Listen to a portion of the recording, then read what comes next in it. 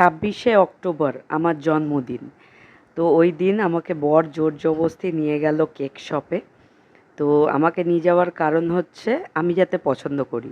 এই দেখো বর ছবি তুলছে আমার। তো আমি পছন্দ যাতে করি সেই কারণেই ও রিস্ক নেয়নি, আমাকে নিয়েই গেছে আমি কি পছন্দ করব না করব। তো ওই দেখো আমি ক্যান্ডেলটাও পছন্দ করছি। তো বর আমাকে জিজ্ঞেস করছে কেমন লাগছে আমার। তো আমি বলছি বেশ আমার ভালোই ফিলিং হচ্ছে।